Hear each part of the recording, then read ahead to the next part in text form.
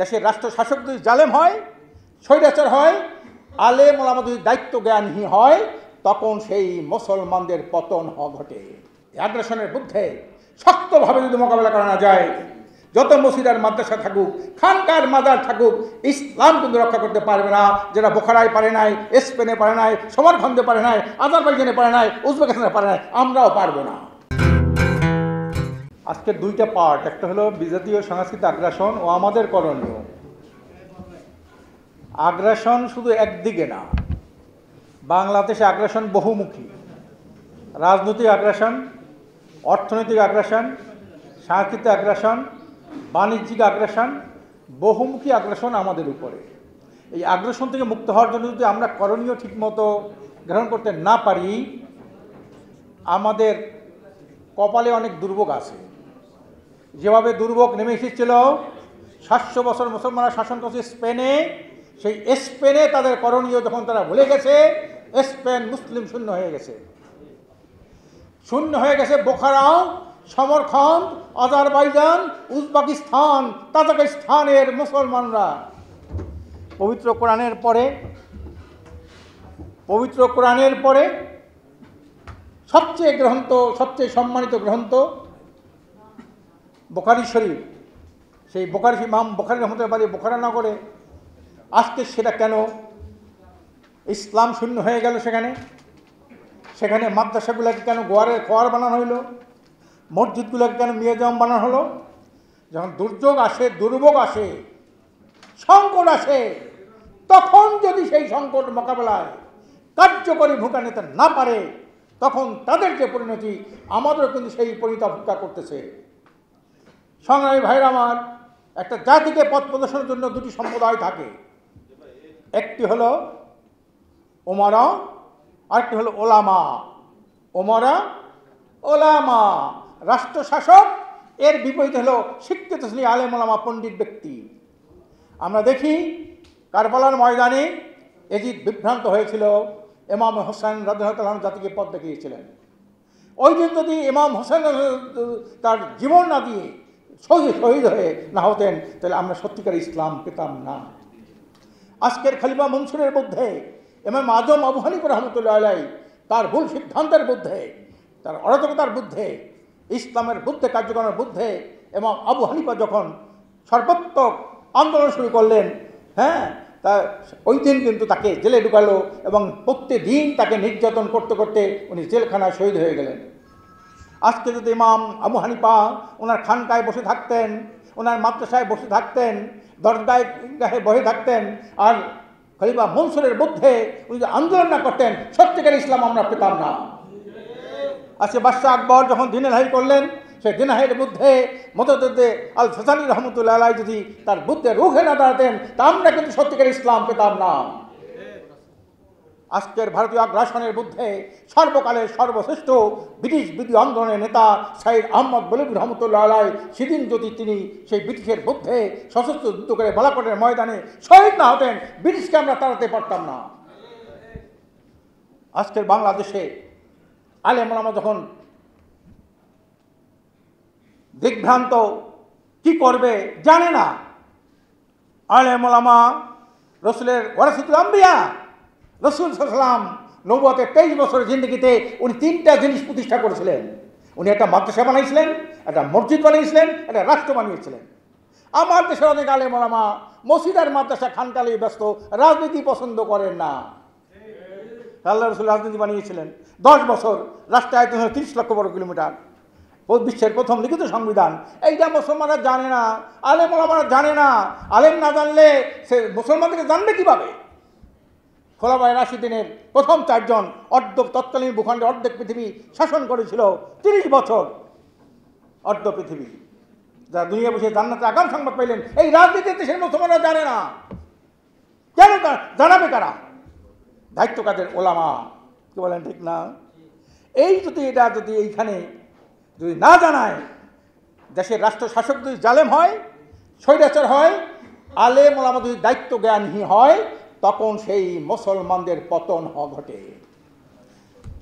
আজকে দুঃখের সাথে বলতে হয়, বাংলাদেশ 92% মুসলমান না, 3.5 লক্ষ মসজিদ না, 70,000 মাদ্রাসা না, 5,000 খানকা আছে বাংলাদেশে, আজানের ধ্বনি শুনে মানুষের ঘুম ভাঙে দেশে।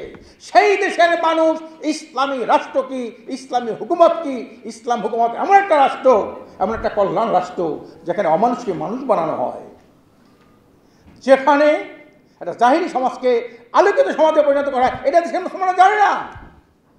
কে জানাবে? এটা দায়িত্ব কার? এটাও তো একটা আগ্রাসন, ইসলামের বিরুদ্ধে একটা আগ্রাসন না? এই আগ্রাসনের বিরুদ্ধে শক্তভাবে যদি মোকাবেলা করা না যায়, যত মসজিদ আর মাদ্রাসা থাকুক, খানকার মাজার থাকুক, ইসলাম কিন্তু রক্ষা করতে পারবে না। যেটা বোখারায় পারে নাই, স্পেনে পারে নাই, সমরখন্দে পারে নাই, আজারবাইজানে পারে নাই, উজবেকিস্তানে পারে নাই, আমরাও পারবো না। এই জন্য সত্যিকার যদি কিছু করতে হয়, রাসূল সাল্লাল্লাহু আলাইহি ওয়াসাল্লামের 23 বছর জিন্দেগি অনুসরণ করতে হবে, খোলাফায়ে রাশিদিনের জীবনে অনুসন্ধান করতে হবে, যাচাই করতে হবে। আমরাও পারি, যেটা আফগানিস্তানের ভাইরা দেখিয়েছেন। বলেন ঠিক না?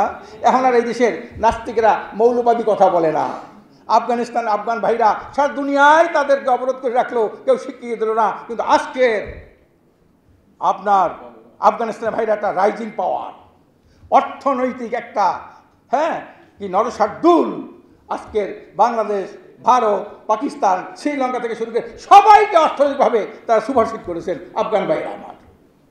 সেটা দুর্নীতি নাই, সন্ত্রাস নাই, চোরা কারবারি নাই। কারণ কিভাবে সেখানে দুর্নীতি নেই? মানে বাংলাদেশ সব দুর্নীতি শেষ করলো। তো এই দুর্নীতির করার কারণে যখন সরকারের বিরুদ্ধে যখন জনগণ খেপে যায়, তখন বিদেশি দালালে পরিণত হয়। আজকে শেখ হাসিনা যখন প্রাইম মিনিস্টারের আগে প্রাইম মিনিস্টার ভারতে গেছিল, জ্যোতি বসু তাকে চিফ মিনিস্টার বলে আখ্যায়িত করছিল 2 বার। কয়বার? এটা আমরা মানতে পারি? চিফ মিনিস্টার মানে একটা অঙ্গরাজ্যের প্রধানকে বলা হয় চিফ মিনিস্টার, মুখ্যমন্ত্রী। আর একটা স্বাধীন দেশের প্রধানমন্ত্রী বলা হয় প্রধানকে বলা হয় প্রধানমন্ত্রী। জ্যোতি বসু 2 বার বলেছেন, আপনারা জানেন না? পত্রিকা এসেছে না? 2 বার। মানে কি? এটা দালালির লক্ষণ। এজন্যে আজকে সারা দুনিয়ার ইহুদি, খ্রিস্টান, নাস্তিকরা ইসলামের বিরুদ্ধে কেন? ওরা জানে দুনিয়ায় সত্য বলতে যদি কোনো জিনিস থাকে, হক বলতে কোনো জিনিস থাকে, মানবতার মুক্তির সনদ যদি কিছু থাকে, সেটা ইসলাম। যারা বার্নার্ড শ বলেছিলেন, বার্নার্ড শ ব্রিটিশ একজন জাতীয় একজন লেখক, একজন বুদ্ধিজীবী, কি বলেছেন? If whole the world was united under one leader, then Muhammad would have been the best fated man to lead the peoples of all various dogmas, creeds and ideas to peace and happiness. উনি বলেছিলেন সারা দুনিয়াটা যদি একটা রাষ্ট্র হতো, আর এই রাষ্ট্রনায়ক যদি রাসূল সাল্লাল্লাহু আলাইহি ওয়াসাল্লামের মতো, মুহাম্মদ সাল্লাল্লাহু আলাইহি ওয়াসাল্লামের একজন ব্যক্তি হতেন, তাহলে বিভিন্ন গোত্রের, বর্ণের, সম্প্রদায়ের লোকদেরকে সুখ এবং সমৃদ্ধির পথে পরিচালিত করতে পারতেন। এই দেখার কারণে আর সমস্ত শয়তানি শক্তিগুলো ঐক্যবদ্ধ হয়েছে ইসলামকে নিপাত করার জন্য। বলেন ঠিক না? ভারত যা করে, মুসলমানদের বিরুদ্ধে ভারত অত্যাচার করে, মসজিদ ভাঙে, খালি একটা বড় মসজিদ একটা এটা নিচে মন্দির খোঁজে। আজকে বাংলাদেশের মুসলমান কিছু করেছে? যে না, সম্পূর্ণ নিষেধ। যে এক ভাই অন্যায় করলে আরেক ভাইয়ের উপর তার বিচার চাপানো যাবে না। ওখানে হিন্দুরা আমার উপর অত্যাচার করেছে, মুসলমান হত্যা করেছে, একটা ব্যাগের মধ্যে গোস্ত, এই গরুর গোস্ত করে তারা ফিরে হত্যা করেছে নির্মমভাবে। একটা নোংরা দল বিজেপি ভারতে এই কাজ করেছে। কিন্তু এই বাংলাদেশে কি কোনো হিন্দুর উপরে অত্যাচার করেছে?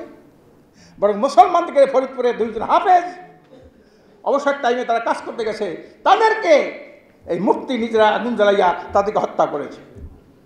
কাজে এই জন্য আসেন, আমরা এখানে যারা বসা আছি, আলেম, ওলামা, রাজনৈতিক নেতৃবৃন্দ, শিক্ষক, যারা বসা আছে, সাংবাদিক ভাইরা, আজকে ইসলাম সত্য, ইসলাম হক, ইসলামের ভারসাম্যপূর্ণ জীবন ব্যবস্থা, ইসলাম পরিপূর্ণ জীবন ব্যবস্থা। আসলে এই কথাটা আমরা জাতির কাছে তুলে ধরি। আর এই কাছে যদি ইসলামকে প্রতিষ্ঠা করতে পারি, তার সকল আগ্রাসনকে আমরা কবরচনা করতে পারবো, ইসলামকে বিজয় করতে পারবো।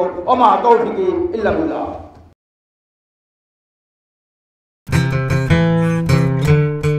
এই চেঞ্জ টিভি গণমুখী চরিত্রের মুক্তিযুদ্ধের ধারাবাহিকতায় তার ভূমিকা রাখবে, মুক্তিযুদ্ধের সপক্ষে তার ভূমিকা রাখবে এবং মুক্তিযুদ্ধের চেতনার আদর্শকে ধারণ করে, লালন করে চেঞ্জ টিভি উত্তরোত্তর তার উন্নয়ন, তার সমৃদ্ধি আনবে।